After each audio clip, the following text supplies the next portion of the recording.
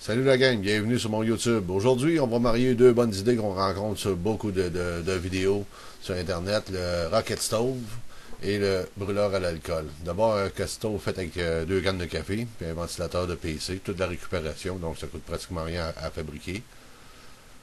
Et un petit ring qui va me servir de support pour accoter, pour appuyer mon chaudron ou la poêle à frire, peu importe ce qu'on veut réchauffer. Une petite couronne en métal avec une couronne de trous tout le tour, le plus égal possible.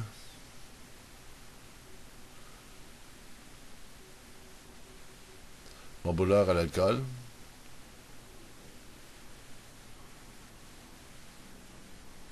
Qui est fait avec un métal plus résistant que ceux qu'on trouve sur YouTube en aluminium, parce qu'à l'intérieur du Rocket Stove, la température est tellement élevée que l'aluminium fond. Donc j'ai pris un métal, j'ai pris des cannes en acier plutôt, que j'ai rempli de laine de fibre de verre.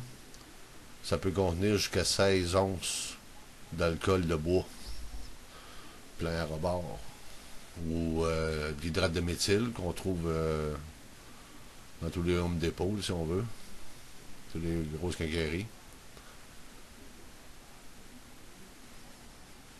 On peut mettre de l'éthanol ou encore mieux du bioéthanol. La différence entre le méthanol et le bioéthanol, c'est que le bioéthanol aurait un atome de carbone de plus. Donc, je vais procéder au remplissage de ma cartouche. Maintenant, une fois inséré à l'intérieur, je l'ai mis au fond. Fait que le top de mon brûleur d'alcool arrive vis-à-vis mes trous d'entrée d'air primaire. On procède à l'allumage.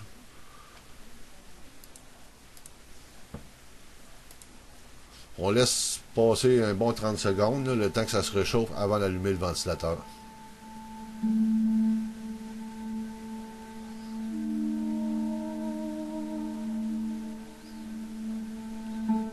Pour excuser le caméraman, je pense qu'il a pris un coup aujourd'hui, puis il s'endort de sa caméra. Bon, c'est mieux. On peut déjà voir que la densité elle a augmenté, la densité du feu, donc on est pas mal prêt à alimenter le ventilateur. On va allumer le bloc d'alimentation qui est réglé à 6 volts. Je considère qu'à 6 volts, j'ai vraiment l'effet voulu. J'ai essayé à 3 volts et à 12 volts, différents voltages, puis 6 volts, là, je vais vraiment me chercher un vortex au centre. J'ai une bonne distribution de gaz au niveau de la sortie d'air secondaire, ce qui me crée un bel équilibre.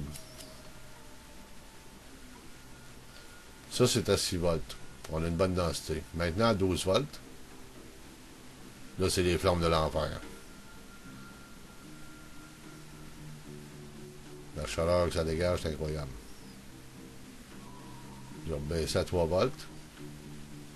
Maintenant, 6 volts. On voit un vortex se créer au centre. C'est en plein l'effet recherché. C'est ça que je veux. Ce vortex-là va nous servir à alimenter la couronne de trous qui va réchauffer le dessous du chaudron. Le caméraman, il est vieux, il a de la misère à se plier là, pour aller regarder en dessous. Là, il est à veille de tomber. Là. Il a mal les genoux. C'est un vieillard. Là. Je sais pas si vous le connaissez, mais en tout cas. Bon, ça c'est mieux. On regarde les flammes, la couronne de flammes autour, là. On dirait quasiment la couronne de la Statue de la Liberté. Si on pouvait baisser un petit peu la lumière, là, on verrait mieux. Bon, ça c'est parfait. 10 minutes plus tard, ben, l'eau commence à bouillir. Il y a 1,5 litre d'eau dans ça.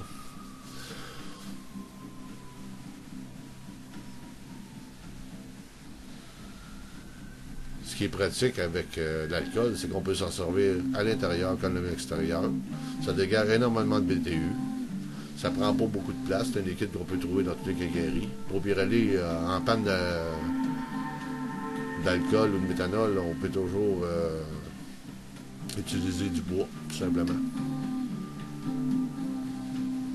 Il a été fait conçu pour ça, mais je trouvais qu'avec l'alcool de bois, on peut s'en servir à l'intérieur, c'est encore plus pratique. Quand on pense qu'au printemps, là, on va aller pêcher sur la glace, au petit poisson des genoux, là, pour chauffer la cabane, là, pour faire cuire la truite. On prend une coupe de bière.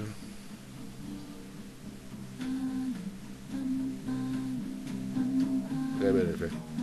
On voit le mariage de deux bonnes idées, là. Je salue tous les gars là, les gars et les filles aussi là, qui trippent à monter des petits kits de même. Là, puis, on pogne deux bonnes idées, puis on les met ensemble, on en fait une troisième bonne. Je trouve l'efficacité indiscutable.